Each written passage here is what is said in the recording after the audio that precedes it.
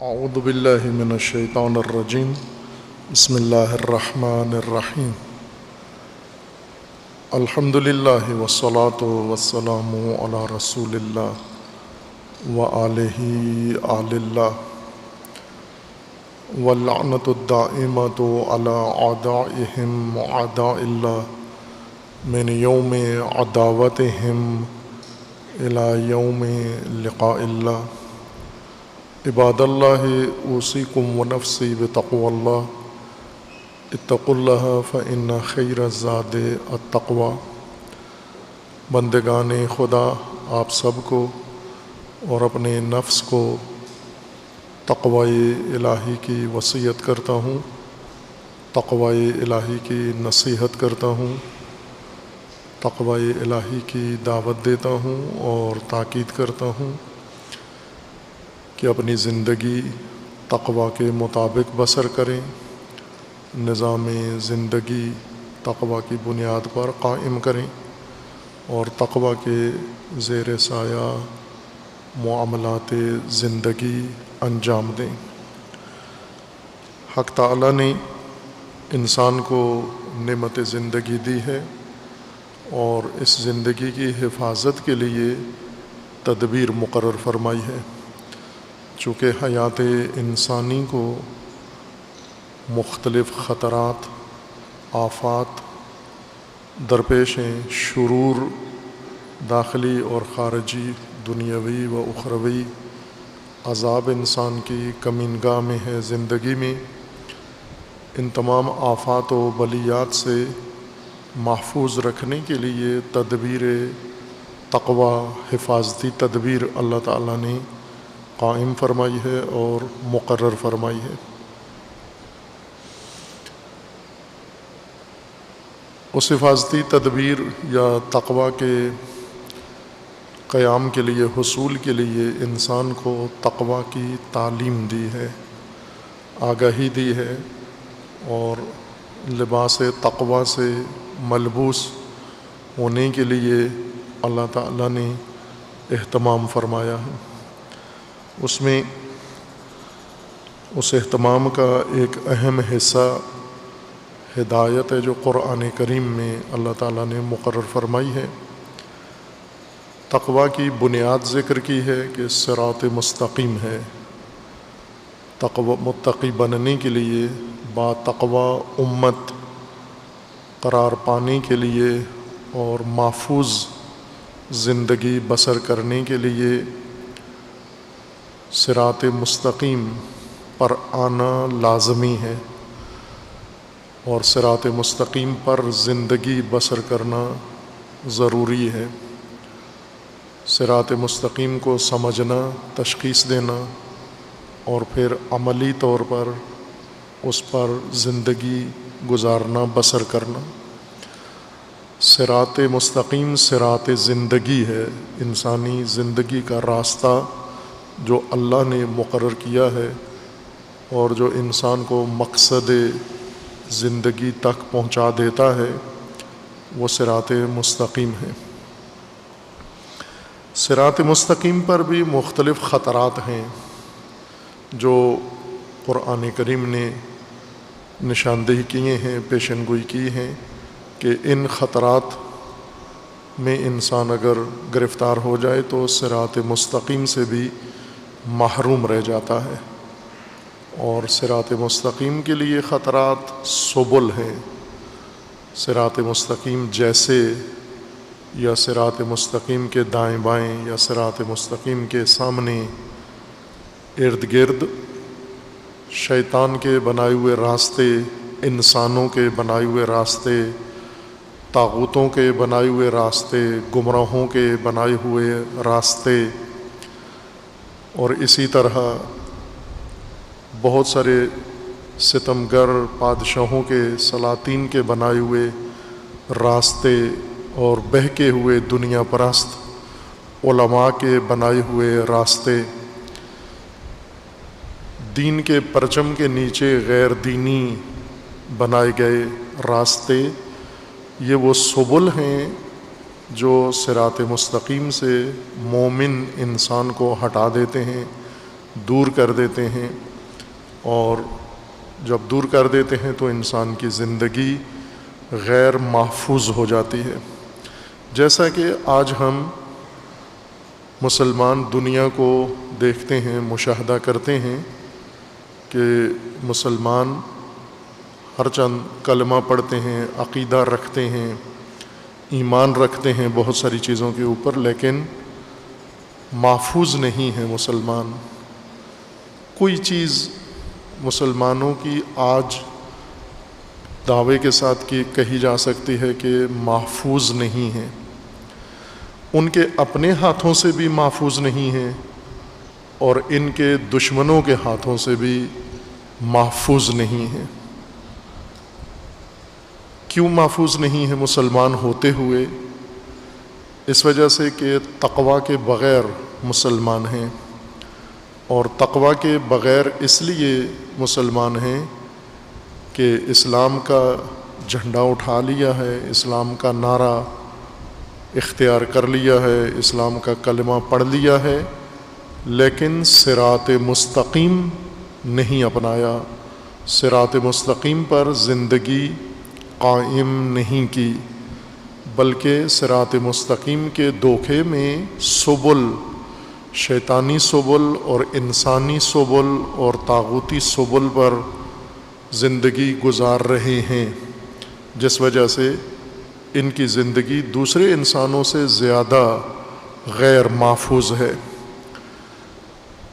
اب زندگی معنوی اگر دیکھیں تو مکمل طور پر غیر محفوظ ہے، زندگی مادی اور ظاہری بھی غیر محفوظ ہے۔ وہ سبل جن پر سارے انسان اور خصوصیت کے ساتھ غیر محفوظ انسان، عدم تحفظ کا شکار انسان و مسلمان جن سبیل پر چل رہے ہیں، ان میں سبل طاغوت ہیں، سبل مجرمین ہیں، سبل مفسدین ہیں، اور قرآن کریم نے ایک خطرناک راستہ بتایا ہے صراط مستقیم کے مقابلے میں، سبیل الغی ہے، وہ راستہ جو انسان غاوی، غی کے گرفتار انسان اور نافہم انسان، بدفہم انسان، خام انسان جب اپنی نافہمی، بدفہمی کی بنیاد پر کسی راستے کو اپنا لیتا ہے صحیح سمجھ کر، غلط راہ کو جس ذہانت کے ذریعے، جس ذہن کے ذریعے، جس ذہنیت کے ذریعے، وہ غی ہے، اور غی کے ذریعے انتخاب کیے گئے راستے سب گمراہی کے راستے ہیں۔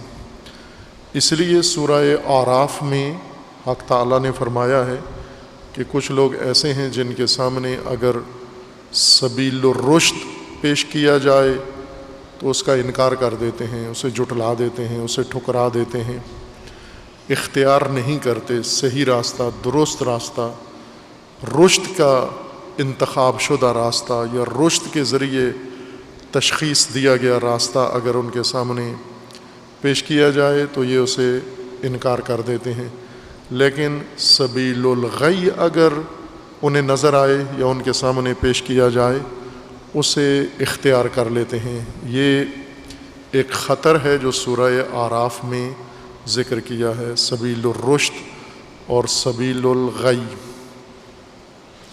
رشد پہلے اشارہ کیا ہے تکراراً، رشد انسان کی شخصیت، انسان کی ذہنی پختگی کو کہتے ہیں، فراست کو کہتے ہیں، حکمت و بصیرت کو کہتے ہیں، شعور و آگہی کو کہتے ہیں۔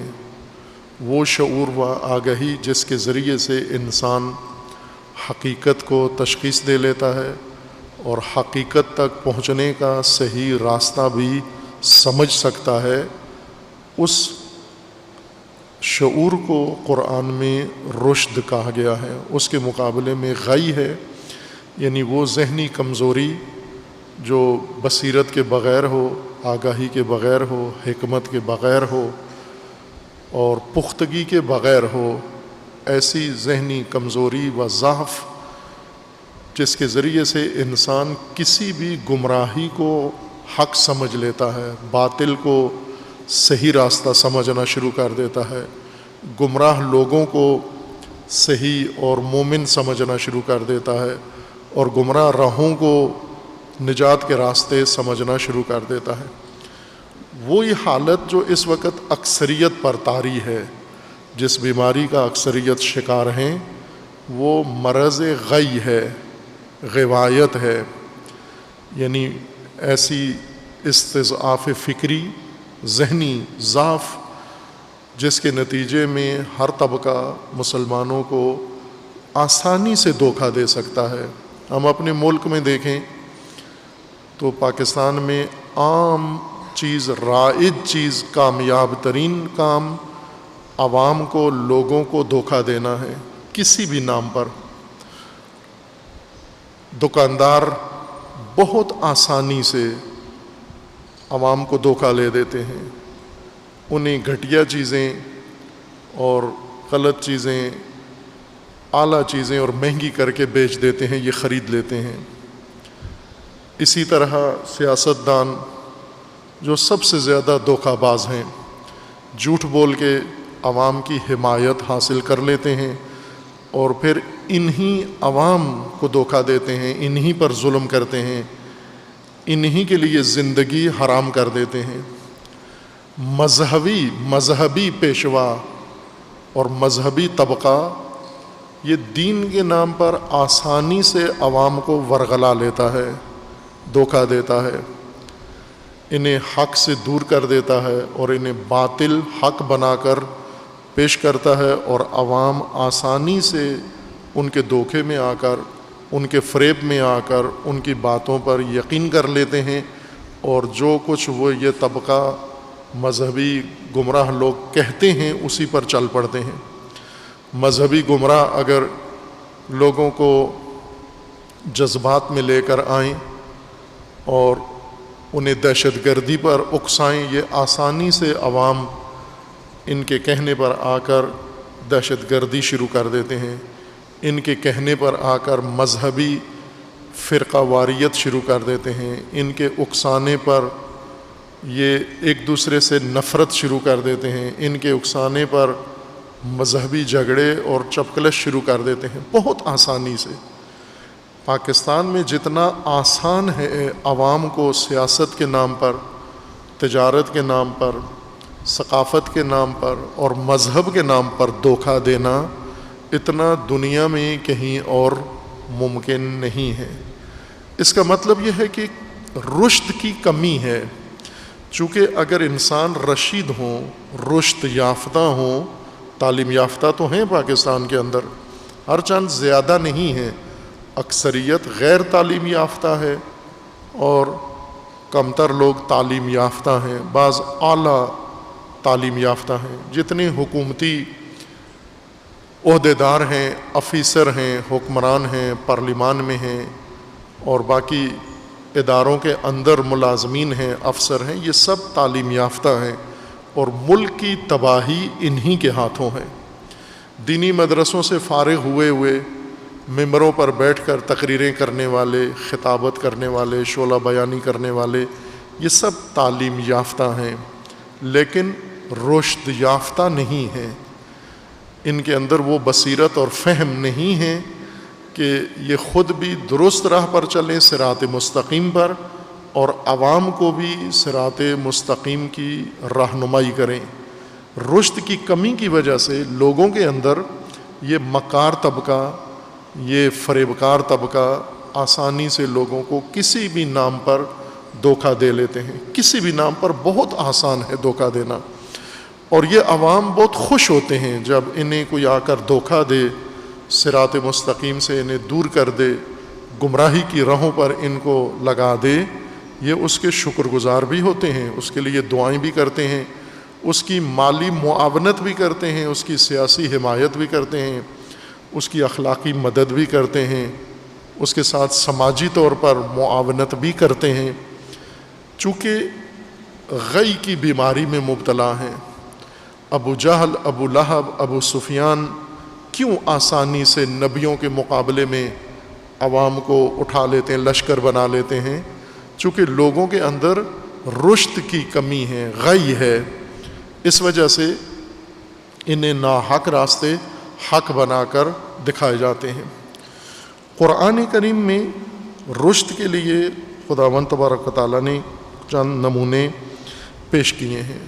ایک آپ کی خدمت میں پہلے اشارہ ہوا تھا کہ حضرت موسیٰ علیہ الصلوۃ والسلام کا ماجرا، کہ جس میں حضرت موسیٰ باوجود اس کے کہ مقام نبوت پر فائز ہیں، لیکن رہبری کے لیے، پیشوائی کے لیے، قیادت کے لیے جس رشد کی ضرورت ہے، اس کی خاطر حضرت موسیٰ کو اللہ تعالیٰ نے مختلف آزمائشوں میں ڈالا، امتحانوں میں ڈالا، اور مختلف معلمین اور مربیوں کے پاس بھیجا۔ حضرت شعیب ان مربیوں میں سے ایک مربی ہیں، اور حضرت خضر ان مربیوں میں سے ایک مربی ہیں۔ شعیب کے پاس بھیجا ایک علیحدہ جسمانی یا ظاہری رشد کے لیے، اور حضرت خضر کے پاس بھیجا اللہ تعالیٰ نے تاکہ ان کے اندر رشد پیدا ہو جائے، وہ پختگی موسیٰ کے اندر آ جائے، امامت کی پختگی، پیشوائی کی پختگی۔ شہید مطہری رضوان اللہ تعالیٰ علیہ نے اپنی ایک کتاب کے اندر یہ المیہ ذکر کیا ہے۔ شہید مطہری کی کتب کی طرف رجوع کر سکتے ہیں۔ اس میں ایک بہت بڑا خطرہ امت اسلامی کے لیے ذکر کیا ہے، اور وہ یہ ہے کہ مسلمانوں کے اندر، مذہبی لوگوں کے اندر، متدین لوگوں کے اندر ایک یہ گراوٹ آ گئی ہے کہ ہر صرف اور نحو پڑھا ہوا طالب علم، ہر صرف و نحو پڑھا ہوا مولوی ان کا لیڈر بن سکتا ہے، ان کا رہبر بن سکتا ہے۔ یہ تباہی ہے۔ یعنی جو بھی مدرسے میں رہ کر 2 کتابیں پڑھ لے، صرف و نحو پڑھ لے، صرف و نحو عربی گرامر کو کہتے ہیں، یہ عربی گرامر اگر پڑھ لے اور اس کے بعد امامہ سر پہ رکھ لے یا ٹوپی پہن لے یا لبادہ اوڑھ لے، تو اس ادبیات پڑھے ہوئے، عربی صرف و نحو پڑھے ہوئے کو عوام اپنا لیڈر بنا لیتے ہیں، مان لیتے ہیں۔ شہید مطہری فرماتے ہیں یہ سب سے بڑی آفت ہے امتوں کے لیے، مسلمانوں کے لیے، چونکہ اس مقام کے لیے رشید انسان چاہیے، رشد یافتہ انسان چاہیے، نہ کہ ہر عربی پڑھا ہوا، ہر صرف و نحو پڑھا ہوا، ہر آدمی جو مثلا عربی کی عبارت پڑھ سکتا ہو تو وہ آپ قیادت کے لیے یا رہبری کے لیے اسے اختیار کر لیں۔ یہ المیہ شہید مطہری نے تاریخ اسلام کا ذکر کیا ہے کہ تاریخ اسلام میں مسلمانوں کی عقب ماندگی، پسماندگی کی وجہ ایک یہ بنی ہے کہ ہر صرف و نحو پڑھا ہوا مسلمانوں کا رہبر بن گیا ہے۔ رشد کو نظر انداز کیا، چونکہ رشد عوام بھی طلب نہیں رکھتے کہ رہبر کے اندر رشد ہونی چاہیے، پیشوا کے اندر، اور چونکہ ان کو بھی رہبر سے جن کاموں کی توقع ہے اس کے لیے رشد کی ضرورت نہیں ہے، بلکہ جتنا غی اس کے اندر ہو عوام کے لیے زیادہ سود مند ہوتا ہے۔ عوام اسے سمجھتے ہیں ہمارے جیسا ہی ہے، جیسے ہم ہیں یہ بھی اتنا ہی ہے۔ جن چیزوں کو ہم گمراہ چیزوں کو صحیح سمجھتے ہیں، یہ بھی ان گمراہیوں کو صحیح سمجھتا ہے۔ جس خرافہ کو ہم حقیقت سمجھتے ہیں، یہ بھی انہی خرافات کا قائل ہے۔ جن غلط راہوں کو ہم درست راہیں سمجھتے ہیں، جن من گڑھت چیزوں کو ہم ایمان رکھتے ہیں، یہ بھی انہی پر ایمان رکھتا ہے اور یہ اس کی تائید کرتا ہے۔ ایسے لوگوں کو عوام پسند کرتے ہیں جن میں رشد نہ ہو۔ قرآن کریم نے حضرت موسیٰ کو پیشوائی کے لیے، امامت کے لیے اللہ تعالیٰ نے فرمایا کہ ہم نے تیار کیا۔ اس رشد تک پہنچانے کے لیے موسیٰ کو کتنے مارکوں سے گزرنا پڑا۔ ایک اور نمونہ قرآن کریم نے سورہ مبارکہ انبیاء میں ذکر فرمایا ہے، حضرت ابراہیم خلیل علیہ الصلاۃ والسلام کا، کہ یہ بھی ان رہبروں میں سے ہیں، الہی پیشواؤں میں سے ہیں کہ جنہیں امامت اور جنہیں رہبری سے پہلے رشد عطا کی گئی ہے، مقام رشد پر پہنچے ہیں، اور پھر اس مقام رشد کے امتحان کو پاس کیا ہے۔ ثابت ہوا جب کہ ابراہیم میں رشادت و رشد آ گئی ہے، اس وقت اللہ تعالیٰ نے انہیں مقام امامت پر اور پیشوائی پر فائز کیا ہے۔ رشد پہلے حضرت ابراہیم کے اندر پیدا کی ہے۔ سورہ مبارکہ انبیاء میں آیا 51 میں اور اس کے بعد 2-3 آیات میں ہیں، وَلَقَدْ آتَيْنَا إِبْرَاهِيمَ رُشْدَهُ مِنْ قَبْلُ وَكُنَّا بِهِ عَالِمِينَ اذ قال لأبيه وقومه ما هذه التماثيل التي أنتم لها عاكفون قالوا وجدنا آباءنا لها عابدين قال لقد كنتم أنتم وآباؤكم في ضلال مبين قالوا أجئتنا بالحق أم أنت من اللاعبين۔ خب یہ قرآن کریم نے حضرت ابراہیم خلیل ابو الانبیاء شیخ الانبیاء علیہ الصلاۃ والسلام کا ماجرا ذکر کر کے اور فرمایا ہے کہ ہم نے پہلے من قبلو پہلے ہم نے ابراہیم کو رشد عطا کی ہے، یہ فراست عطا کی ہے، یہ حکمت، دانائی، فہم، پختگی عطا کی ہے، اور پھر اس کے بعد یہ سب کام حضرت ابراہیم نے اس رشد اور پختگی کی وجہ سے کیے ہیں جس کی قرآن کریم نے تفصیل ذکر فرمائی ہے۔ وَلَقَدْ آتَيْنَا إِبْرَاهِيمَ رُشْدَهُ مِنْ قَبْلُ، ہم نے پہلے ہی رشد حضرت ابراہیم کو عطا کر دی تھی۔ ابراہیم رشد یافتہ تھے، پختہ شخصیت کے مالک تھے، خام نہیں تھے، کج فہم، نافہم، بد فہم نہیں تھے، بلکہ حکمت، فراست، دانائی، تدبیر اعلیٰ درجے تک حضرت ابراہیم کی شخصیت میں راسخ ہو چکی تھی اور وجود میں آ چکی تھی۔ اور اللہ تعالیٰ کا فرمانا ہے کہ وَكُنَّا بِهِ عَالِمِينَ، اور ہمیں علم تھا، ہم جانتے تھے کہ ابراہیم مقام رشد پر پہنچ گئے ہیں۔ اب رشد ابراہیم کا ایک نمونہ قرآن کریم نے اللہ تعالیٰ نے سورہ مبارکہ انبیاء میں ذکر کیا ہے۔ کیا نمونہ تھا حضرت ابراہیم کا؟ اذ قال لأبیہ، اپنے اب کو حضرت ابراہیم نے یہ کہا، آزر کو، وقومہ، اور اپنی قوم کو یہ کہا، دونوں کو، اپنے سرپرست کو، اپنے مربی کو، اپنے اب کو، اور اب اس میں تفسیر میں 2 قول ہیں، پہلے بھی بارہا کہا ہے کہ آزر آیا ابراہیم کے حقیقی والد تھے، جس طرح قرآن نے انہیں اب کہا ہے۔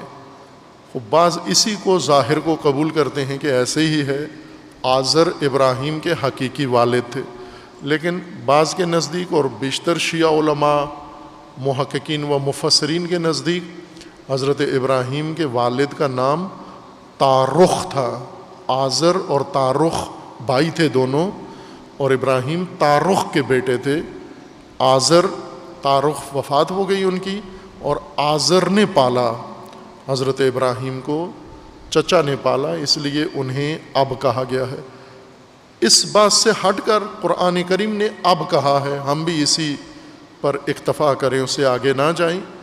اب یعنی والد یا سرپرست جس کی تحت تکفل تھے حضرت ابراہیم، یہ شخص رشد یافتہ نہیں تھا، بتیجا زیر سرپرستی انسان جوان یہ رشد یافتہ ہے، اور چچا یا سرپرست یا مربی یہ رشد یافتہ نہیں ہے، یہ گمراہ ہے، یہ غی رکھتا ہے، اس کی ذہنی پختگی نہیں ہے، خام ہے۔ یہ بدفہم و نافہم ہے.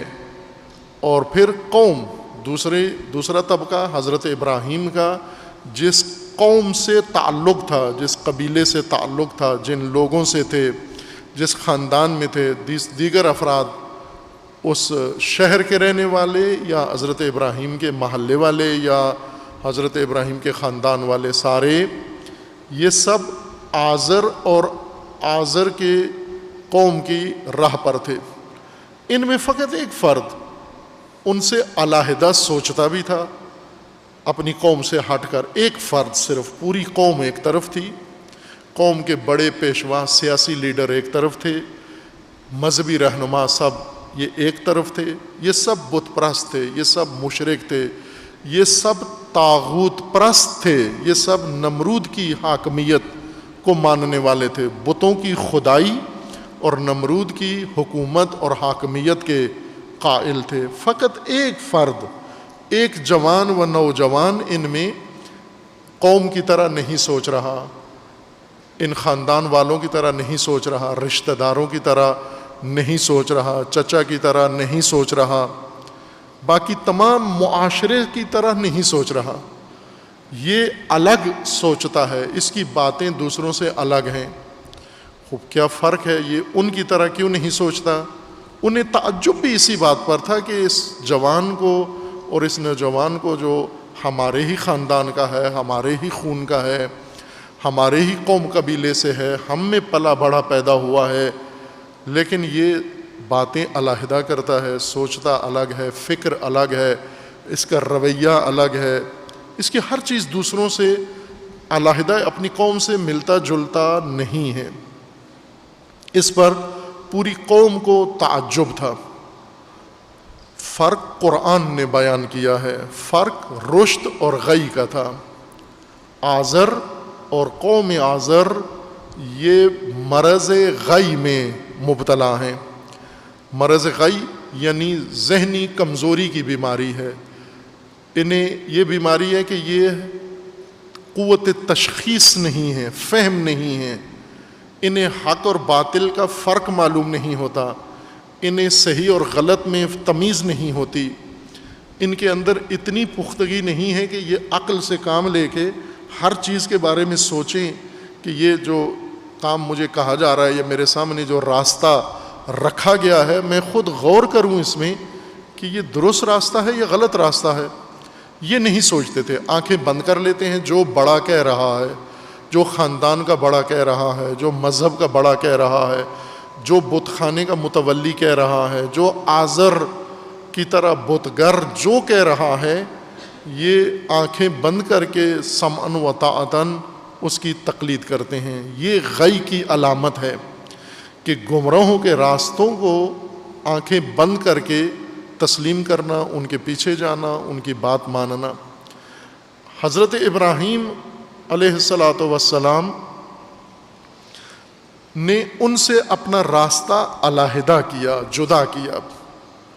رشد کی علامت کیا ہے؟ کہاں سے ہمیں پتہ چلے کہ آزر اور آزر کے پیروکار، آزر چچا جس کو آپ آج کل تو ہر زبان میں، پہلے پنجابی والے چاچو کہتے تھے، چچا کو لاڈ سے چاچو کہتے ہیں نا. اب ہر یہ چاچو موجود ہیں، یہ کردار ہے ایک. چاچو آزر یہ ہر خاندان میں ہے، ہر قوم میں ہے، ہر سلسلے میں موجود ہے، ہر مذہب کے اندر یہ آزر چاچو، اس کا کردار موجود ہے. یہ کون ہے آزر چاچو؟ یہ اپنی قوم کو طاغوت کا پرستار بناتا ہے، طاغوت کا تابع فرمان بناتا ہے یہ چاچو آزر، اس بنیاد پر کہ یہ اب سے مراد چچا ہو. خوب اب چاچو کا راستہ کیا ہے اور اللہ کا راستہ کیا ہے؟ رشد یہاں نظر آتی ہے. مثلا یہ چاچو ہر جگہ ہیں، شمال میں ہیں، جنوب میں ہیں، پنجاب میں ہیں، سندھ میں ہیں، سرحد میں ہیں، کشمیر میں ہیں، بلوچستان میں ہیں. یہ کردار بیٹھے ہوئے ہیں، ہر جگہ پر موجود ہیں. آپ سیاست میں بھی یہ چاچو موجود ہیں، مذہب میں بھی موجود ہیں، سماجی کاموں میں یہ موجود ہیں، مذہبی امور کے اندر یہ موجود ہیں. یہ لوگوں کے سامنے کوئی بھی کام شروع کر دیتے ہیں. اور لوگ چاچو کے احترام میں آنکھیں بند کر کے چاچو سے بھی زیادہ لگن کے ساتھ اس عمل کو شروع کر دیتے ہیں۔ حضرت ابراہیم نے جب رشد پکڑی، نمو کی، یعنی بڑے ہوئے، نوجوانی کی عمر میں آئے، بلوغ کی عمر کو آئے، تو دیکھا کہ یہ چاچو بھی اور قوم بھی نامعقول کام کر رہے ہیں۔ ابھی حضرت ابراہیم پر شریعت نازل نہیں ہوئی، کتاب آسمانی نازل نہیں ہوئی، ابھی حضرت ابراہیم کی نبوت کا اعلان نہیں ہوا، ابھی امامت کا منصب حضرت ابراہیم کے لیے اللہ تعالیٰ نے پیش نہیں کیا۔ یہ ایک معمولی ماحول کے اندر تربیت پانے والی شخصیت ہے، ابھی عمر بھی زیادہ نہیں ہے، شادی نہیں ہے، نوجوانی کی عمر ہے، اور حضرت ابراہیم نے دیکھا کہ یہ قوم میری، رشتہ دار میرے، یہ چاچو میرا۔ اب چاچو ایک کردار ہے، یہ تاؤ بھی ہو سکتا ہے، تایا بھی ہو سکتا ہے، ماموں بھی ہو سکتا ہے، سسر بھی ہو سکتا ہے، کزن بھی ہو سکتا ہے، یہ کوئی بھی آزر کا کردار ہر خاندان میں ادا کر رہا ہے۔ بچہ جب پیدا ہوتا ہے، تھوڑا عقل و فہم اس کے اندر پیدا ہوتی ہے، تو وہ غور کرتا ہے کہ یہ میرے رشتہ دار، یہ میرے عزیز اقارب، یہ کر کیا رہے ہیں، یہ مذہب کے نام پر کیا کر رہے ہیں، یہ سیاست کے نام پہ کیا کر رہے ہیں، یہ تہذیب و ثقافت کے نام پر کیا کر رہے ہیں۔ خوب ایسا بہت کم ہے۔ آپ دیکھیں بچے عموماً جس ماحول میں پلتے بڑھتے ہیں اس ماحول کے مقلد ہوتے ہیں، سوچتے نہیں ہیں۔ لیکن اگر ایک آدھ بچہ اپنے ہی گاؤں میں دیکھے کہ لوگ سارے مثلاً کوئی غلط کام کر رہے ہیں، رقص و موسیقی میں سارے مگن ہیں، یہ بچہ غور کرتا ہے کہ یہ لوگ کیا کر رہے ہیں، اس کام کا ان کو فائدہ کیا ہے، اس کا سود کیا ہے، یہ کس مقصد کے لیے یہ کام کر رہے ہیں۔ یہ وہی کرے گا جوان جس کے اندر اللہ تعالیٰ نے وَأَتَيْنَا إِبْرَاهِيمَ رُشْدَهُ، بعض اوقات انسان کو اللہ تعالیٰ یہ توفیق دیتا ہے کہ وہ آغاز جوانی میں، عنفوان جوانی میں، اسی نوخیزی کی عمر میں اللہ اس کو ذہنی عقلی پختگی دے دیتا ہے، اور وہ اپنے ہی بڑوں کے کام پہ سوال اٹھاتا ہے، یہ جو کام کر رہے ہو یہ تو مجھے صحیح نہیں لگتا۔ مثلا ہم سب کا یہ تجربہ ہے، شاید ہی کوئی انسان اس سے مستثنا ہو، ہر گھر کا ہے۔ مثلا جب ہم نے جن جن خاندانوں میں پرورش پائی ہے، تھوڑا سا شعور جب آیا ہے تو ہمیں نظر آیا کہ ہمارا خاندان ہمارے اپنے ہی رشتہ داروں کے ساتھ دشمنی کر رہا ہے، اپنے ہی رشتہ داروں کے ساتھ، اپنے قریبیوں کے ساتھ ہی یہ خاندان صبح و شام ان کے اندر دشمنی جذبات، ایک دوسرے سے انتقام لینا، ایک دوسرے کو ذلیل کرنا، ایک دوسرے کی توہین کرنا، ایک دوسرے کی ٹانگ کھینچنا، ایک دوسرے کو نقصان پہنچانا، اپنے رشتہ داروں میں، قریبی رشتہ داروں کے اندر۔ بچہ جب جوان ہوتا ہے دیکھتا ہے کہ یہ ان کے اندر عورتیں عورتوں کی دشمن، مرد مردوں کے دشمن، بچے بچوں کے دشمن ہیں۔ یہ آپ کے ہر گھر کا تجربہ ہے۔ یہی سے پتہ چلتا ہے کہ اب آپ کیا ہیں، آپ اسی خاندانی غوایت اور غی خاندانی کی بیماری میں آپ بھی مبتلا ہیں۔ آپ کو بھی اپنے سارے اس خاندان سے نفرت ہو گئی ہے جس سے آپ کے ماں باپ اور آپ کے بہن بھائی اور آپ کے رشتہ دار نفرت کر رہے ہیں، یا نہ آپ کو یہ کام نامعقول لگتا ہے۔ مثلا آپ کے والد اور آپ کے چچا میں بات چیت ہی نہیں ہے، بچہ سوچتا ہے کہ یہ دونوں سگے بھائی ہیں، ماں باپ دونوں کے ایک ہیں، خونی رشتہ ہے، اور یہ ایک دوسرے کی شکل نہیں دیکھتے، ایک دوسرے سے بات نہیں کرتے۔ اب بچہ یہ نہیں کہتا کہ جو میرے باپ کا دشمن ہے وہ میرا چچا ہی کیوں نہ ہو، وہ میرا بھی دشمن ہے۔ یہ غی کی علامت ہے۔ اس کا مطلب ہے باپ جس بیماری میں مبتلا ہے، یہ نطفہ بھی اسی بیماری میں مبتلا ہے، یہ پٹھا بھی اسی بیماری میں مبتلا ہے۔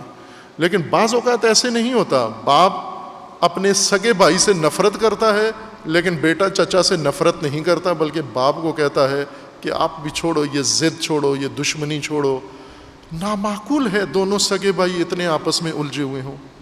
یہ رشد کی علامت ہے بچے کے اندر. بچے کو بڑوں کا یہ کام غلط لگ رہا ہے. یہ وہ بچہ ادراک کرتا ہے جس کے اندر رشد ہو, ذہنی پختگی ہو. لیکن اگر بچہ ماں باپ سے بھی 2 ہاتھ آگے ہے اور جو نفرت ماں باپ کے وہی بچے کے اندر آ گئی ہے, اس کا مطلب ہے بچہ بھی وراثت میں غی لے کر پیدا ہوا ہے, اور اس کے اندر بھی نافہمی, بد فہمی اور غلط فہمی اس کے اندر بھی موجود ہے. یہ بھی صحیح اور غلط میں تشخیص نہیں دے سکتا.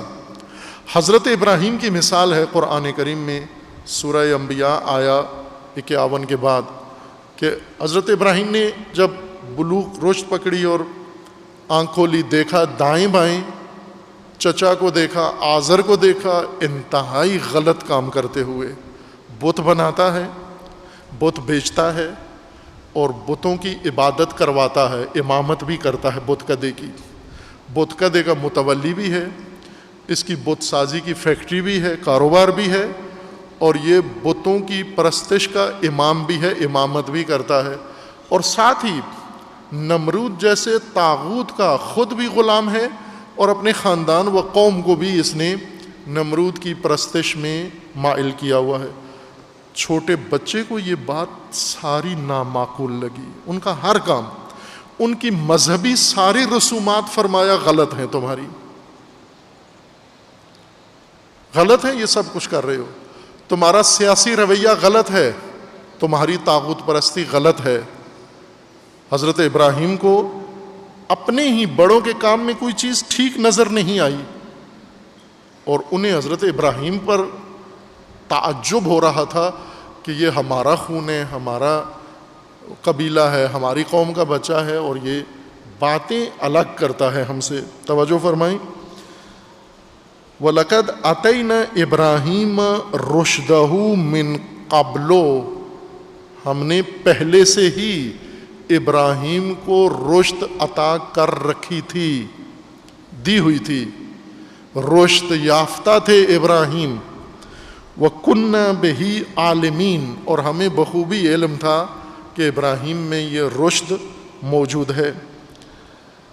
اذ قال, خوب رشد کہاں دکھائی ابراہیم نے, اور کہاں سے ثابت ہوتا ہے کہ ابراہیم پہلے سے رشد یافتہ انسان تھے, وہ شخصیت تھے. اذ قال لأبیہ وقومہ, اس وقت رشد ابراہیم کھل کر سامنے آئی, پختگی ابراہیم کی ذہنی فراست و حکمت و بصیرت لوگوں کے سامنے جلوہ گر ہوئی جب اپنے اب کو, باپ کو, چچا کو خطاب کیا اور اپنی قوم کو کہا. کیا کہا؟ ما ہذہ التماثیل التی انتم لہا عاکفون, یہ بت, یہ صنم, یہ مورتیاں, یہ کیا ہیں تم نے بنا رکھی ہیں اپنے ہاتھوں سے, اپنے ہاتھوں سے بنا کے پھر خود ہی ان کی پوجا میں لگے ہوئے ہو, یہ کیا ہے؟ ما ہذہ التماثیل, یہ کیا ہے یہ بت جو تم نے بنا رکھے ہیں؟ خود بنائے ہیں. سب سے نامعقول کام انسان یہ کرتا ہے کہ اپنے ہاتھ سے کوئی چیز بناتا ہے, پھر اسی کو اپنا خدا مان لیتا ہے, اسی کو صاحب کرامت مان لے جس کو خود بنایا ہے. مثلا آپ جیسے ہندو ہیں, گائے انہوں نے خود گائے پیدا کی ہے, اس کو حفاظت کی ہے, اسے پالا پوسا, بڑی ہوئی, اس کو ماتا مان لیا, اس کا پیشاب پینے لگے. وہ یہ تو تم نے خود کی ہے, تربیت کی ہے, پرورش کی ہے, گائے نے تمہیں نہیں بنایا, تم نے گائے کا خیال رکھا ہے. اگر تم گائے کا خیال نہ رکھو, گائے بھیڑیا کھا جائے گا, گیدڑ کھا جائے گا, گائے کو کوئی اور لے جائے گا, چور لے جائے گا. اگر آپ گائے ہو اور آپ ہوں, آپ پر حملہ ہو گائے نہیں بچاتی, لیکن گائے پر حملہ ہو آپ بچا لیتے ہو. تو اس کا مطلب یہ کہ آپ زیادہ توانا ہو گائے سے, آپ زیادہ اللہ تعالیٰ نے آپ کو دیا ہوا ہے, توفیق دی ہوئی ہے گائے کی نسبت. لیکن انسان گائے کو اپنا خدا مان لیتا ہے, گائے کو مقدس مان لیتا ہے. خوب, اب گائے کی طرح کے اعمال باقی اقوام کر رہے ہیں, صرف حیوانات میں فرق ہے. خود اپنے ہاتھ سے بنا کر پھر اسی کے سامنے جھک جانا ہاتھ جوڑ کر. حضرت ابراہیم یہی فرما رہے ہیں. یہ رشد کتنے لوگوں کے اندر ہے, کتنے مسلمانوں کے اندر ہے, کتنے علماء کے اندر یہ رشد ہے, جو قوم کے اندر, اپنے گھروں کے اندر یہ سب دیکھ کر کہیں ما ہذہ تماثیل, یہ کیا ہیں یہ بت, یہ مورتیاں جو تم نے بنا رکھی ہیں. التی انتم لہا عاکفون, یہ جن کے گرد تم نے اعتکاف کیا ہوا ہے. اعتکاف سب کچھ چھوڑ چھاڑ کر کسی چیز کے گرد گھیرا ڈال لینا, تمام چیزوں سے توجہ ہٹا کر, ہر چیز سے رخ پھیر کر, منہ موڑ کر, تعلق کاٹ کر کسی چیز کو آ کر رخ کسی شے کا کر لینا اور پھر اس کے گرد آ کر جم کے بیٹھ جانا اور اس سے دور نہ ہونا, اس کو اعتکاف کہتے ہیں عربی زبان میں. اس کو وقوف کہتے ہیں. عاکف وہ شخص جس نے سب کو چھوڑ چھاڑ کر کسی شے کو اپنا کے اس کے گرد آ کے ڈیرا ڈال دیا ہے. حضرت ابراہیم کہہ رہے ہیں تم سب کو چھوڑ چھاڑ کے ان مورتیوں کے گرد آ کے گھیرا ڈال کے اور مجمع لگا کے بیٹھے ہوئے ہو. قالو, یہ کیا ہے, یہ کیوں کر رہے ہو, دلیل کیا ہے تمہارے پاس, ثبوت کیا ہے تمہارے پاس, وجہ کیا ہے, کیوں مورتیوں کو خدا مان لیا ہے تم نے. دلیل دی انہوں نے, توجہ کرائیں. غی اور رشد کا فرق, دلیل کیا ہے. رشید رشد یافتہ سوال کر رہے کہ یہ تو پتھر کی مورتیاں ہیں اور ان کے گرد کیوں اکٹھے ہو گئے ہو تم, یہ تمہیں کیا دیتے ہیں. جواب یہ دیتے ہیں قالو وجدنا آباءنا لہا عابدین. دلیل یہ ہے کہ اپنے باپ دادا بڑوں کو ان کی عبادت کرتے ہوئے پایا ہے, یہ وراثت میں یہ ہمیں ملا ہے. تو اس کا مطلب یہ ہے کہ ہمارے باپ دادا غلط تھے. یعنی ابراہیم کو جو جواب دیا انہوں نے اپنی قوم نے اور اب نے, دلیل یہ دی کہ اے ابراہیم آپ ہمیں روکتے ہو تماثیل اور بتوں کی عبادت سے, تو یہ تو ہمارا آبائی سلسلہ ہے, یہ تو آبائی طریقہ ہے, آبائی دین ہے. ہم اگر ان کو چھوڑ دیں غلط سمجھ کر تو اس کا مطلب ہے آبا و اجداد بھی سارے غلط تھے ہمارے. حضرت ابراہیم نے جواب دیا. اب رشد کی علامت یہ ہے کہ ایسی من گھڑت بھرتی کی دلیلوں سے انسان قانع نہیں ہو جاتا. مثلا اگر کسی شخص جاتا ہے اپنے ہی گھر میں, اپنے محلے قبیلے میں جا کر لوگوں کو دیکھتا ہے اسی طرح کی روایت میں اور گمراہی میں, اور انہیں سمجھاتا ہے کہ یہ کیا کر رہے ہو تم, وہ جواب یہ دیتے ہیں کہ یہ تو ہم نے بڑوں سے, آبا و اجداد سے, یا مذہبی آبا و اجداد, یا قبیلے کے آبا و اجداد, قوم کے آبا و اجداد, یا علمی آبا و اجداد, پرانے لوگوں کو, پرانے علماء کو, پرانے مذہبیوں کو یہ کرتے ہوئے دیکھا ہے ہم نے. خوب جوان قانع ہو جاتا ہے, مطمئن ہے کہ اس کا مطلب ہے نئی چیز نہیں ہے, پرانی آبا و اجداد سے چلی آ رہی ہے. اور آبا و اجداد کا مطلب یہ کہ بالکل ٹھیک کام ہے یہ, کہ چونکہ آبا و اجداد کرتے آ رہے ہیں. یہ اگر تسلی ہو گئی ہے آبا و اجداد کا نام سن کر چپ ہو گئے, منہ بند ہو گیا, تو اس کا مطلب ہے رشد نہیں ہے, غی ہے. حضرت ابراہیم کو جب یہ جواب دیا تو حضرت ابراہیم نے سوال آبا و اجداد کی طرف پلٹا دیا. قالوا وجدنا آباءنا لہا عابدین. چونکہ آبا و اجداد اتنا بڑا نام ہوتا ہے, ڈر جاتے ہیں سارے. جب بڑوں کا نام آ جائے, بزرگوں کا نام آ جائے, سہم جاتے ہیں کہ بھئی اب تو کچھ نہیں کہا جا سکتا. اور یہ رشد نہ ہونے کی علامت ہے کہ ناموں سے ڈر جائے انسان. حضرت ابراہیم نے کیا جواب دیا؟ قال لقد کنتم انتم, پس تم بھی, وآباؤکم فی ضلال مبین, جیسے تم بھی گمراہی میں ہو, تمہارے باپ دادا آبا و اجداد بھی گمراہی میں تھے. اگر یہ تماثیل, یہ بت پرستی, یہ خرافہ ان سے لیا ہے تو تم بھی گمراہ ہو, وہ بھی گمراہ ہیں, وہ بھی ضلال مبین میں ہیں. قالوا اجئتنا بالحق, ان کے منہ کھلے کے کھلے رہ گئے, یہ جوان باتیں کیسی کر رہا ہے, اور کہنے لگے کہ یہ سنجیدہ کہہ رہے ہو, واقعاً یہ دل سے کہہ رہے ہو، حق کہہ رہے ہو، ام انت من اللاعبین، یا مذاق کر رہے ہو، شوخی کر رہے ہو، یہ مذاق میں یہ باتیں کر رہے ہو؟ ان کو یقین نہیں آ رہا تھا کہ ابراہیم سنجیدگی کے ساتھ حق بیان کر رہے ہیں، اپنا ایمان و اعتقاد بیان کر رہے ہیں۔ انہوں نے کہا اب لگتا ہے ایسے کہ آپ مذاق کر رہے ہیں۔ حضرت ابراہیم نے فرمایا قال بل ربکم رب السماوات والارض الذی فطرہن وانا علی ذلک من الشاہدین۔ اب حضرت ابراہیم نے کہا کہ نہ، حق بیان کر رہا ہوں، یہ نہیں ہے تمہارے خدا، تمہارا خدا رب سماوات والارض ہے، اور جس نے تمہیں پیدا کیا ہے اور زمین و آسمان کو، اور میں اس پر گواہی دینے والوں میں سے ہوں۔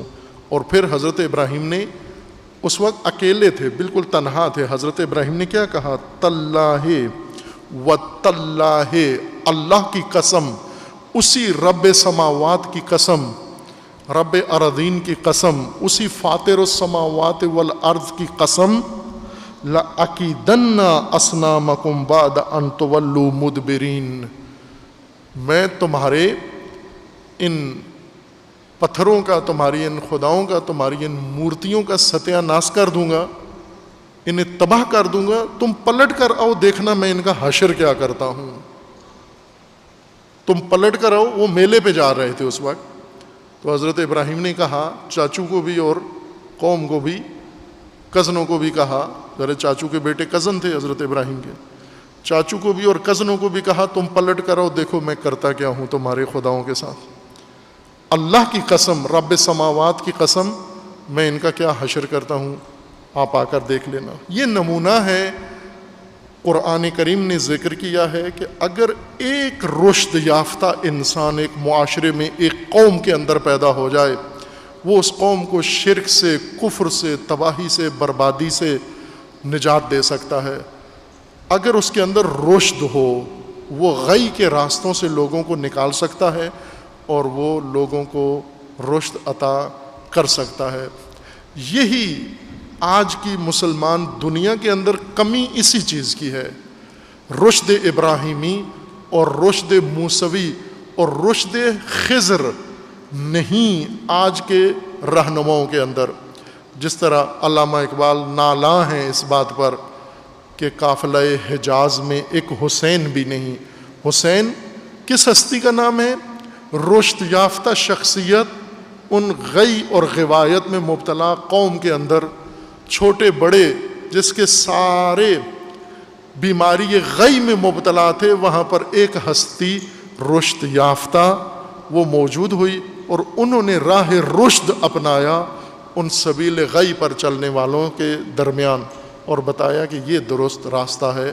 اقبال کو، علامہ اقبال کو یہی لگتا تھا کہ آج کے قافلہ حجاز میں، آج کی امت میں انہی رشد یافتہ شخصیتوں کی کمی ہے، باقی ہر صفت والے موجود ہیں۔ غی کی بیماری، خام ذہن والے، ناپختہ ذہن والے، کمزور ذہن والے، تلقین زدہ و تقلید زدہ ذہن والے، یہ تو فراوان ہیں۔ تعصبات اور نفرتوں کا شکار مذہبی پیشوا فراوان ہیں، لیکن آیا ابراہیمی رشد رکھنے والا کوئی موجود ہے یا نہیں؟ کہ علامہ اقبال ان چیزوں کے اوپر بہت حساس ہیں۔ جہاں اپنے کلام میں، اردو میں، فارسی میں یہ فرمایا ہے کہ وہ بڑی مشکل سے ہوتی ہے براہیمی نظر پیدا، بہت مشکل سے انسان کے اندر ابراہیمی نگاہ پیدا ہوتی ہے، ابراہیمی شخصیت جنم لیتی ہے، ابراہیمی کردار انسان کے اندر وجود میں آ جاتا ہے، بڑی مشکل سے ہوتا ہے۔ کون سی مشکل کیا ہے؟ وہی مشکل جو موسیٰ کو خضر کے ساتھ پیش آئی۔ اگر انسان وہ صبر آزما مرحلہ طے کر لے تو پھر یہ رشد پیما راستہ طے کرنے سے انسان کے اندر رشد آ جاتی ہے، پھر رشد سے دین حاصل ہوتا ہے۔ دین رشد کے ساتھ جڑا ہوا ہے، غی اور دین کا آپس میں ٹکراؤ ہے، تضاد ہے۔ اللہ تعالیٰ انشاءاللہ ہم سب کو و تمام مسلمین کو ہدایت کے لیے، رہنمائی کے لیے خداوند تبارک و تعالیٰ حضرت ابراہیم خلیل علیہ الصلاۃ والسلام کی سیرت، کردار اور رشد اور عمل و طرز رفتار اپنانے کی توفیق عطا فرمائے انشاءاللہ۔ اعوذ باللہ من الشیطان الرجیم، بسم اللہ الرحمن الرحیم، انا اعطیناک الکوثر فصل لربک وانحر ان شانئک هو الابتر۔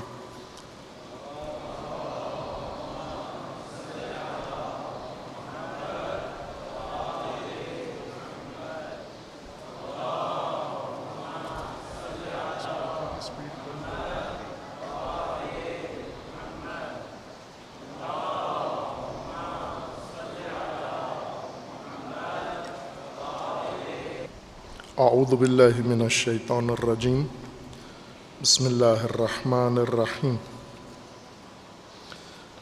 الحمد للہ والصلاة والسلام علی رسول اللہ وآلہ آل اللہ، سیما علی امیر المؤمنین علی ابن ابی طالب علیہ الصلاۃ والسلام، والحسن والحسین سیدی شباب اہل الجنہ وصبتی الرحمہ، وعلی ابن الحسین ومحمد ابن علی وجعفر ابن محمد وموسیٰ ابن جعفر وعلی ابن موسیٰ ومحمد ابن علی وعلی ابن محمد والحسن ابن علی والحجت ابن الحسن القائم المنتظر المہدی، حجج اللہ علی عبادہ وامناؤہ فی بلادہ، واللعن علی اعدائہم اجمعین من الآن الی قیام یوم الدین۔ عباد اللہ اوصیکم ونفسی بتقوی اللہ، اتقوا اللہ فإن خیر الزاد التقوی۔ بندگان خدا، آپ سب کو اور اپنے نفس کو تقوی الہی کی وصیت کرتا ہوں، تقوی الہی کی نصیحت کرتا ہوں، تقوی الہی کی جانب دعوت دیتا ہوں اور تاکید کرتا ہوں کہ اپنی زندگی تقوی کے مطابق بسر کریں۔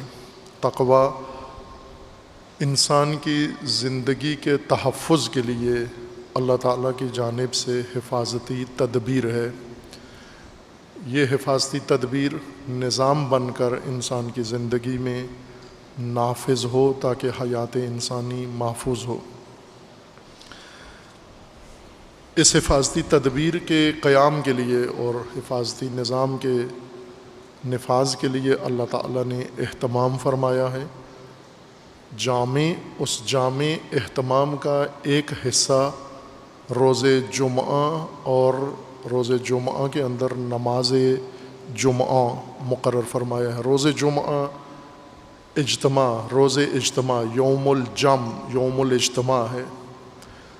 یہ یوم التجارت نہیں ہے، یوم الخلوت نہیں ہے، یوم الاستراحت نہیں ہے، یوم النوم نہیں ہے، یوم الجمع ہے۔ نام ہی اس کا جمعہ ہے، یعنی اجتماع اور اکٹھے ہو کر بندگان خدا کا ملنا، اکٹھے ہونا، یکجا ہونا، جمع ہونا اور جمع ہو کر حکم الہی کے مطابق عبادت و بندگی کرنا اور حفاظتی تدبیر کے لیے اہتمام کرنا تقوی کے لیے۔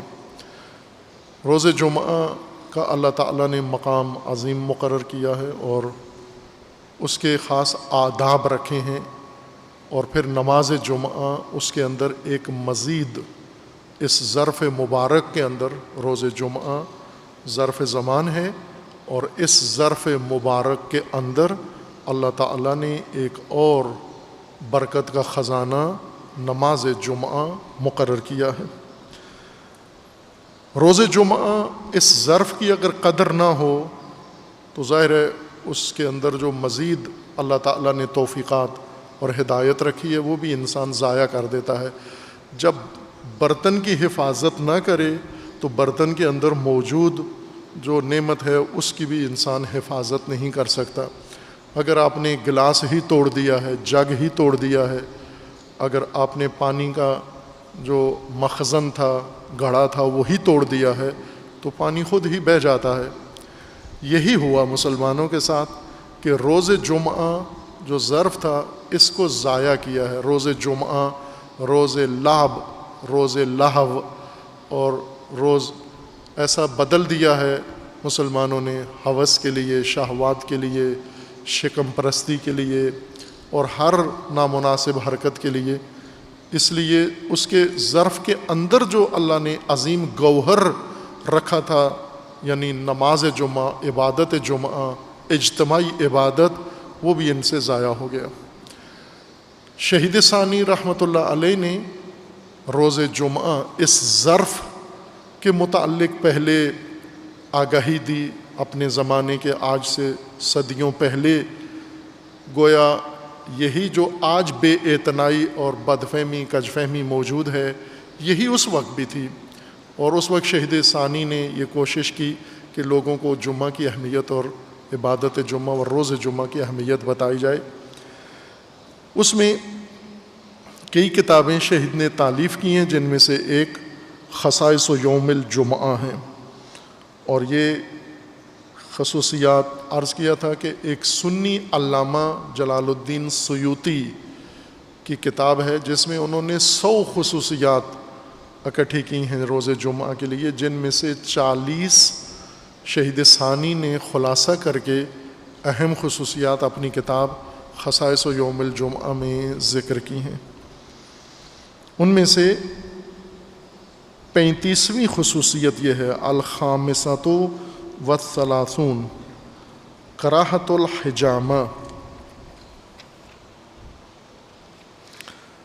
کراہۃ الحجامہ، حجامت مکروہ ہے جمعہ کے دن. حجامت ابھی اردو میں بال کاٹنے کو کہتے ہیں، یا بال کٹوانا، حجام جو بال کاٹتے ہیں، لیکن عربی کا لفظ ہے، اردو کا نہیں ہے. اردو میں بال کاٹنے والوں، بال کاٹنا یا بال کاٹنے والوں کے لیے حجام یا حجامت کا لفظ استعمال ہوتا ہے. عربی میں حجامت بدن سے خون نکالنے کو کہتے ہیں، بال کاٹنے کو نہیں کہتے. وہ حلاقت کہلاتا ہے عربی میں.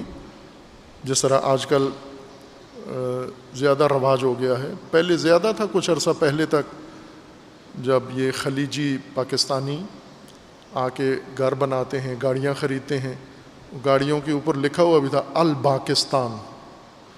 ابھی بھی لکھا ہوتا ہے بعض جگہوں پر، چونکہ عربی میں پے نہیں ہے، 3 نقطے والی بے نہیں ہے، تو الپاکستان لکھ دیتے ہیں، تعرب کرتے ہیں. جس طرح بعض انگلش کے اپنے الفاظ استعمال کر کے ماڈرن ہوتے ہیں، کچھ اسلامی اپنی زندگی ظاہر کرنے کے لیے یا شخصیت عربیت تعرب کرتے ہیں، عربی بنتے ہیں الپاکستان.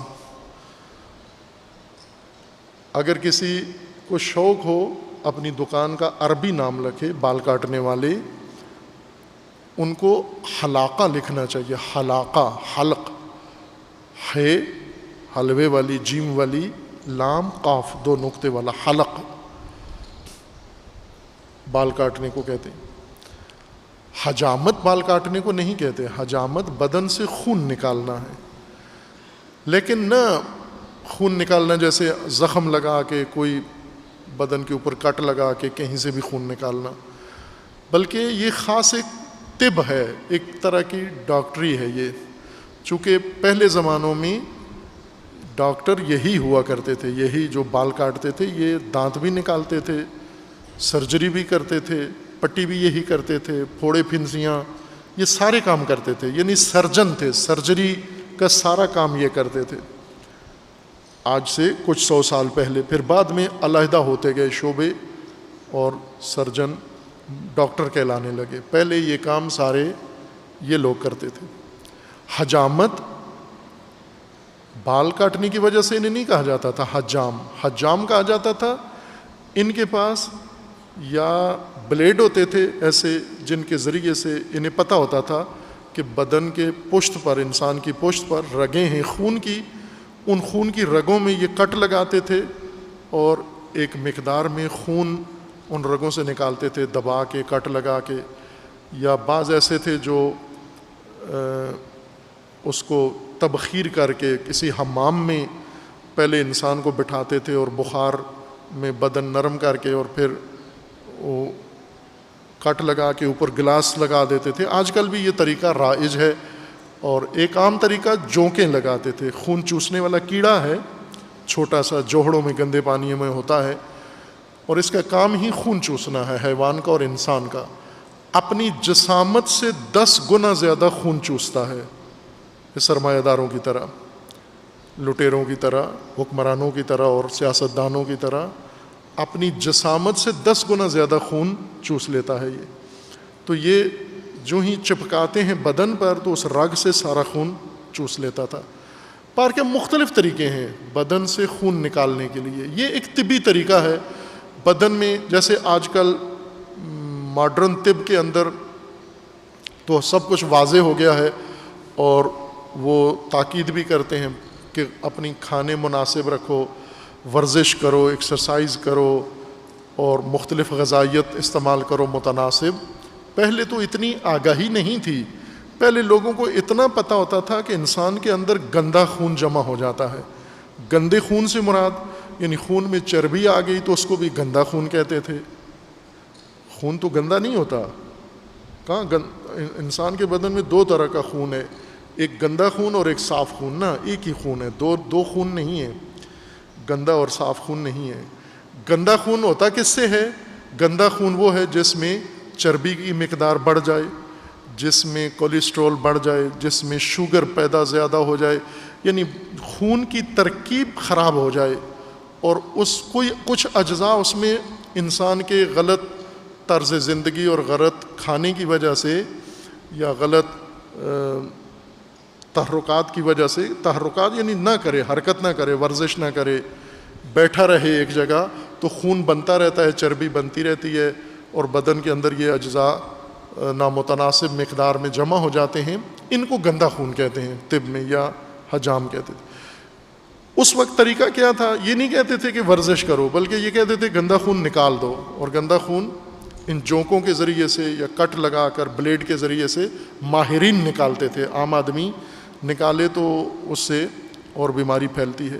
یہ ماہرین ہوتے تھے, یہ خون نکال لیتے تھے. اور بدن سے جب بھی خون نکلے, چربی والا نکلے, کولیسٹرول والا نکلے, شوگر والا نکلے, خون بدن کی توانائی ہے. بدن کا جو پٹرول ہے وہ خون ہے. خون سے بدن توانا ہوتا ہے. اگر یا خون کے اندر جو دیگر اجزاء ہیں, اگر یہ مقدار بدن سے کم ہو جائے, خون کم ہو جائے, بدن نڈھال ہو جاتا ہے, طاقت ختم ہو جاتی ہے, توانائی نہیں رہتی. اس وجہ سے جمعہ کے دن مقرر ہے عبادت کے لیے, اجتماع کے لیے, فعالیت کے لیے اور مل بیٹھنے کے لیے اور بہت کچھ کرنے کے لیے, امت سازی کے لیے, امامت کا نظام سمجھنے کے لیے, امام کے سامنے بیٹھ کر امامت کی ریہرسل کرنے کے لیے. یہ سب جمعہ کے دن کا ایک قرآنی شیڈول ہے کہ اس طرح سے آپ نے جمعہ گزارنا ہے. یعنی جمعہ کے دن اپنی توانائیاں اکٹھی رکھو. جمعہ کے دن ضعیف نہیں ہونا چاہیے, تمہیں کمزور نہیں ہونا چاہیے. حجامت سے, خون نکالنے سے, یہ جس کو وہ لوگ گندا خون کہتے تھے, یہ خون نکالنے سے بدن کمزور ہو جاتا ہے. حجامت کے بعد کچھ دن وہ اٹھنے کے قابل نہیں رہتا, چل پھر نہیں سکتا. کچھ دن کے بعد پھر وہ خون جب تلافی ہوتا ہے, نیا خون بنتا ہے, پھر بدن میں توانائی آتی ہے. اور یہ روایات کے اندر بھی ہے یہ حجامت کا تذکرہ. چونکہ اس وقت ورزش تو نہیں کرتے تھے لوگ, لہٰذا جن کے جسم میں زیادہ یہ مقدار جمع ہو جاتی تھی تو حجامت سے جسم میں تعادل پیدا کرتے تھے. کریں حجامت کریں, بدن میں خون نکلوائیں, لیکن جمعے کے دن اور جمعرات کے دن نہیں کرنا. کیوں کہ جمعرات کے دن یا جمعہ کے دن اگر آپ نے حجامت کروائی, بدن سے خون نکلوایا, اس دن کمزور ہو جاؤ گے, نڈھال ہو جاؤ گے, نماز جمعہ میں نہیں آ سکو گے. روز جمعہ کے جو ہیں آداب بجا نہیں لا سکو گے. اس وقت حجامت سے لوگ کمزور ہوتے تھے. آج کل سوشل میڈیا کی وجہ سے ساری رات نہ بیٹھو, نیٹ پر نہ بیٹھو, موبائل پہ نہ بیٹھو, ساری رات جاگتے ہو, نیند پوری نہیں ہوتی, جمعے کو سو جاتے ہو, سو وہ مردود کی طرح زور کے بعد اٹھتے ہو اس وقت, فرشتے بھی لعنت کر رہے ہوتے ہیں جو عبادت کے وقت. اذان کے وقت سونا سب سے مکروہ نیند اذان کے وقت اور نماز کے وقت سونا ہے، اور خصوصاً جمعہ کے وقت. اس لیے حضور کا یہ فرمانا ہے کہ نہ کرو یہ کام. حجامت کروانی ہے ہفتے کے بیچ کے دنوں میں، اس دن کراؤ کہ جمعے تک توانائی بحال ہو جائے تمہاری. ان فی یوم قال رسول اللہ صلی اللہ علیہ وآلہ وسلم ان فی یوم الجمعۃ ساعۃ لا یحتجم فیہا احد الا مات. رسول اللہ فرماتے ہیں بلکہ جمعے میں تو ایک وقت ایسا بھی ہے کہ اگر اس ٹائم پہ جمعے کے دن کسی نے حجامت کروائی یعنی خون نکلوایا، نہ کہ کٹنگ، اگر اس وقت کسی نے خون نکلوایا تو وہ مر جائے گا، وہ بچے گا بھی نہیں. وَقَذَا یکرہ شرب الدواء فیہ المشغل عن العبادہ.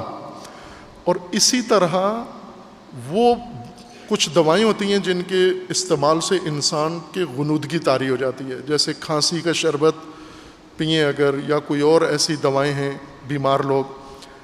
حضور فرماتے ہیں جمعے کے دن وہ دوا بھی مت پیو جس سے نیند آتی ہے، جس سے غنودگی آتی ہے، جس سے اونگ آتی ہے تمہیں. یہ کام مت کرو جمعہ کے دن. بل رویہ کراہتہ یوم الخمیس، بلکہ روایت میں ہے کہ جمعرات کو بھی نہ کرو احتیاطاً، چونکہ جمعرات کی کمزوری جمعے تک جاری رہتی ہے. ایسا کوئی کام نہ کرو کہ جمعے کے دن نڈال ہو، آنکھ ہی نہ کھل رہی ہو، نیند نہ کھل رہی ہو اور آپ نماز جمعہ میں حاضر نہ ہو سکو. خوفاً من اشتغالہ عن الجمعہ، جمعرات کو احتیاطاً ایسا کوئی کام نہ کرو، کیوں کہ خوف ہے کہ جمعہ کے دن تم نہ آ سکو، عبادت جمعہ میں شریک نہ ہو سکو.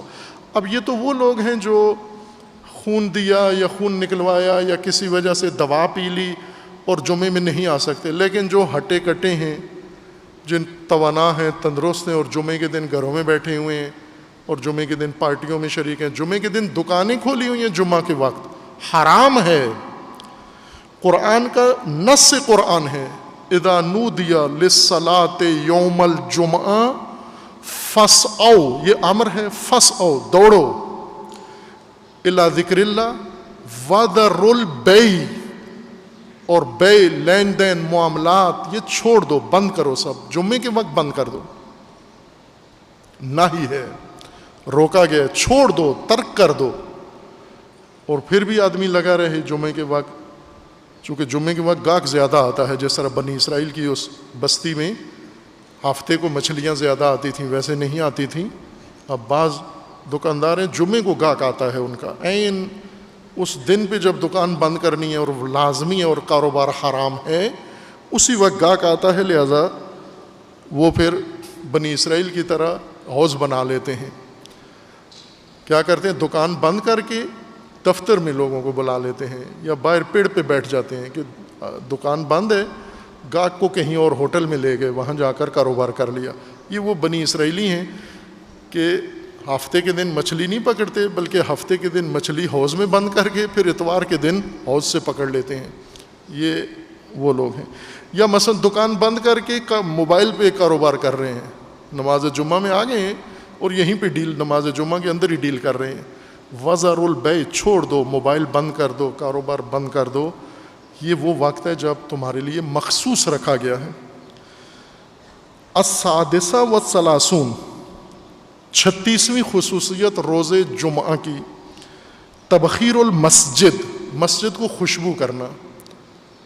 جمعہ کے دن خصوصیت کے ساتھ مسجد کو معطر کرو، عطر کے ذریعے اور خوشبودار مواد کے تبخیر، بخار، پانی کے جو بخار اٹھتے ہیں، بخارات، اس عمل کو بخار اٹھانا، پانی کے بھاپ، پانی کی بھاپ، پانی کو بھاپ بنا کے اڑانا، یہ تبخیر کہلاتا ہے.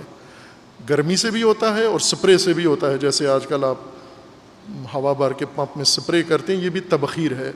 خوشبودار مواد، عطر، عطریات ڈال کے اور ان سے سپرے کرو، آپ تبخیر کرو.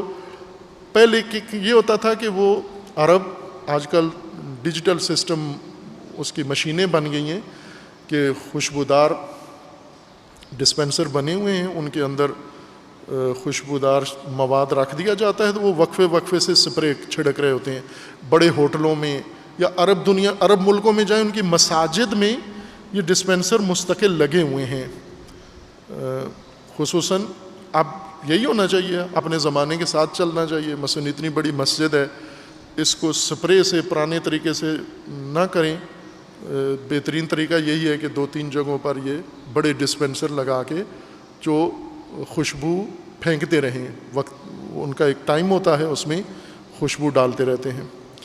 اب مومنین، بعض اوقات میں یہ مسجد کی یہ خصوصیات ذکر کرتا ہوں تو ابھی کچھ مومنین ڈسپینسر عطمن لے آئیں گے، لیکن پہلے یہ دیکھو کہ مسجد کے پتھر نہیں لگا ہوا، مسجد کی کھڑکیاں نہیں ہیں، دروازے نہیں ہیں، ڈوم تیار نہیں ہیں، فرش نہیں ہے یہاں پر.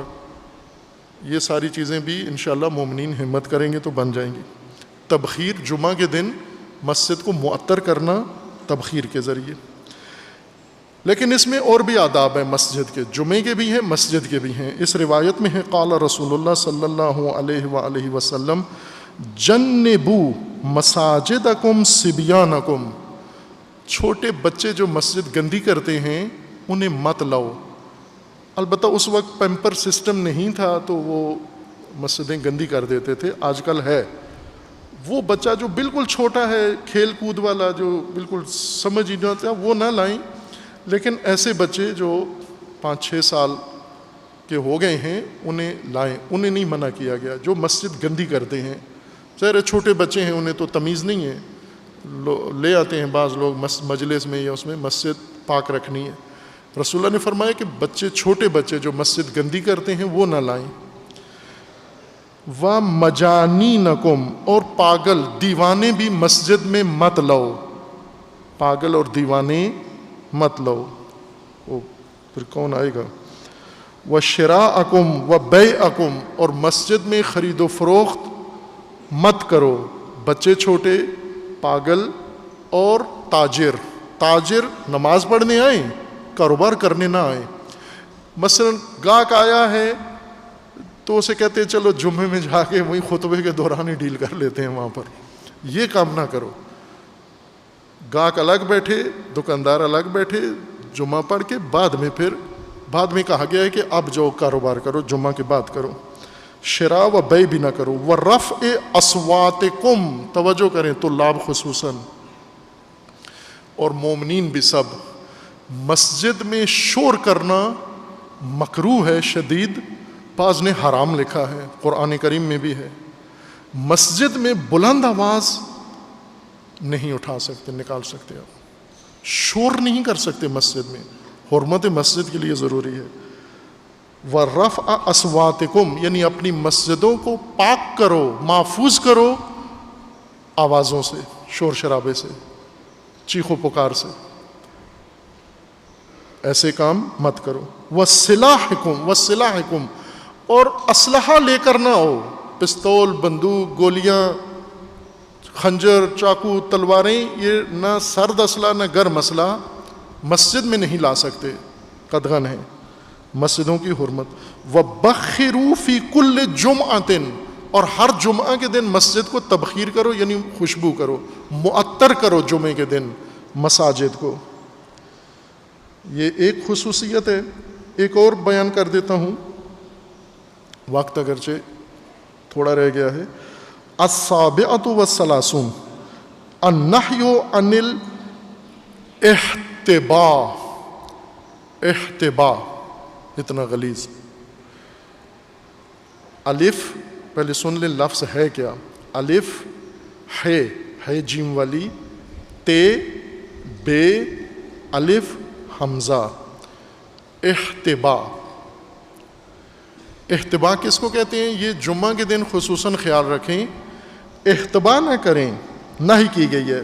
وقت الخطبہ، خطبے کے وقت احتباء نہ کرو. احتباء یہ کہتے ہیں کہ مثلا ایک آدمی ادھر آئے تاکہ میں پریکٹیکل کروا کے دکھا دوں. آپ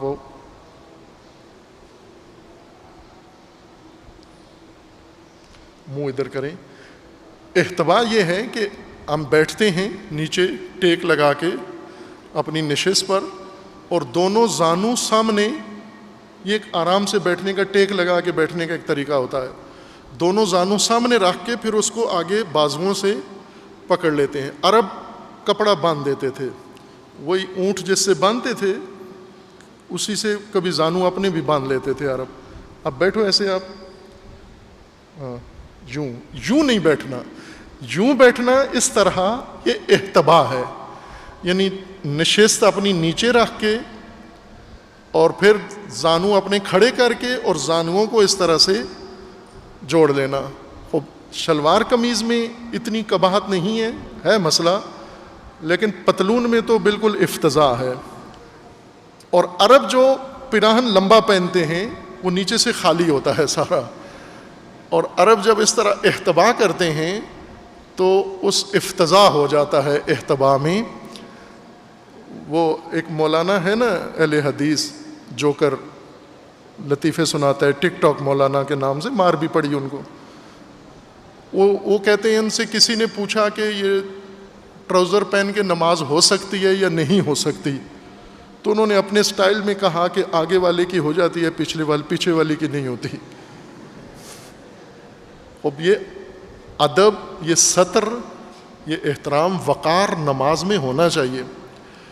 نماز کا بہترین لباس یہی شلوار قمیض ہے, بشک تنگ نہ ہو, بشرطی کہ تنگ نہ ہو, ٹائٹ نہ ہو, کھلی ہو. بہت خوبصورت لباس ہے. بارہا میں نے کہا ہے کہ آپ لوگ, اللہ تعالیٰ کی ایک نعمتوں میں سے ایک نعمت آپ کے لیے یہ لباس ہے شلوار قمیض, اگر اس کے قدردان ہوں آپ. اس میں اگر اس طرح احتبا کی حالت میں بیٹھ بھی جائیں تو بھی اتنی پریشانی نہیں ہوتی, لیکن پھر بھی نہ بیٹھیں. اس کی وجہ یہ ہوتی ہے کہ شرمگاہیں انسان نے چھپانی ہیں. بیٹھو بھی اس طرح کہ شرمگاہ چھپی ہوئی ہو, لباس اس طرح کا ہو کہ شرمگاہ چھپی ہوئی ہو, ڈھانپی ہوئی بھی ہو, اور اس کا ابھار معلوم نہ ہو انسان کے جسم کا. عورت مرد سب اس طرح کا لباس پہنے. احتبا یعنی اس طرح سے آدمی بیٹھا ہوتا ہے, بسا اوقات بے تکلف ہو کے بیٹھا ہوا ہے کہ سامنے والے کو وہ منظر اس کے کبھی سارے نظر آ رہے ہیں. وہ چیزیں جو چھپانی چاہیے وہ برملا نظر آتی ہیں. یہ کبھی ہے. عبادت میں, مسجد میں اس طرح سے مت بیٹھو. ایک تو آسان لباس پہن کر, اور شلوار قمیض بہترین لباس ہے. ابھی ہمارے وزیر اعظم صاحب کی خصوصیات میں سے, بہت خصوصیات ہیں ان کی خوبیاں, لیکن ایک بہت بڑی خوبی ان کے اندر یہ ہے کہ وہ ہمیشہ شلوار قمیض پہنتے ہیں. عالمی اجلاس میں, سربراہان مملکت میں, نیو یارک میں, ادھر ادھر جہاں بھی جائیں شلوار قمیض میں یہ رہتے ہیں. اور یہ شاید پہلے وزیر اعظم ہیں, سربراہ مملکت ہیں, جنہوں نے قومی لباس کو پہنا ہے. اور ظاہر ہے انہوں نے بھی اسلامی یا اس طرح سے نہیں پہنا ہوگا, لیکن انہیں باوقار لگا ہے, کیونکہ ساری عمر تو پتلونیں پہنتے رہے ہیں. وہ پتلون میں بھی ان کے فوٹو موجود ہیں, شلوار قمیض میں بھی. اور ممکن ہے, جیسا کہ کہا ان کے بارے میں مشہور ہے کہ وہ جو روحانی سلسلہ ہے گھر میں ان کا, شاید ان کی طرف سے بھی تلقین ہو روحانی سلسلے کی بھی کہ شلوار قمیض پہنو. ممکن ہے. بارکہ جو بھی ہے, عمل بہترین ہے ان کا. شلوار قمیض پہن کے پوری دنیا میں یہ وقار اس لباس کا پیش کرتے ہیں. یعنی شاید آپ کے پرچم سے اتنی آپ کا وقار نہیں ثابت ہوتا جتنا آپ کے لباس سے دنیا میں وقار ثابت ہوتا ہے. مقصد یہ بتانا تھا کہ خطبے کے وقت جمعہ میں احتبا کی حالت میں نہ بیٹھو. رویہ ذالک عن النبی صلی اللہ علیہ وآلہ وسلم بطرق متعددہ, متعدد طریقوں سے رسول اللہ سے منقول ہے. قیلا والمعنی فیہ ان الحبوہ تجلب النوم. ایک خرابی اس حالت میں بیٹھنے میں یہ ہوتی ہے کہ نیند آ جاتی ہے. عموماً ٹیک لگا کے بیٹھتے ہیں یا ٹیک بنا کے بیٹھتے ہیں تو نیند آ جاتی ہے. نیند نماز میں کراہت ہے, وضو بھی ٹوٹ جاتا ہے اور خلل ہے, خصوصاً خطبے میں. فیعرض طہارتہ للنقص, اور طہارت ختم ہو جاتی ہے. ویمنع من استماع الخطبہ, اور خطبہ انسان نہیں سن سکتا, علاوہ بے شرمی بے حجابی کے خطبہ بھی نہیں سن سکتا کیونکہ نیند آ جاتی ہے. بس اس کا مطلب ہے کہ یہ حالت فقط نہیں ہے, ہر وہ حالت, بس بعض آتے ہی ستون کے ساتھ ٹیک لگاتے ہیں, جیسے یہ سامنے بیٹھا ہوا ہے, ستون کو بھی نیند آ جاتی ہے. جب ایک سست آدمی کالم کے ساتھ ٹیک لگاتا ہے، اس بے جان کو بھی نیند آنا شروع ہو جاتی ہے، چونکہ سستی نحوست میں سے ہے اور نحوست سرایت کرتی ہے ہر چیز کے اندر. اس لیے آپ نماز میں، خطبے میں بالخصوص اس طرح سے بیٹھیں کہ بالکل چاق و چوبند اور ہوشیار رہیں. اللہ تعالیٰ انشاءاللہ ہمیں تمام آداب جمعہ کے، نماز کے، مسجد کے و شعار الہی کی تعظیم کی توفیق عطا فرمائے انشاءاللہ. اعوذ باللہ من الشیطان الرجیم. بسم اللہ الرحمن الرحیم. قل هو اللہ احد اللہ الصمد لم یلد ولم یولد ولم یکن لہ کفوا احد.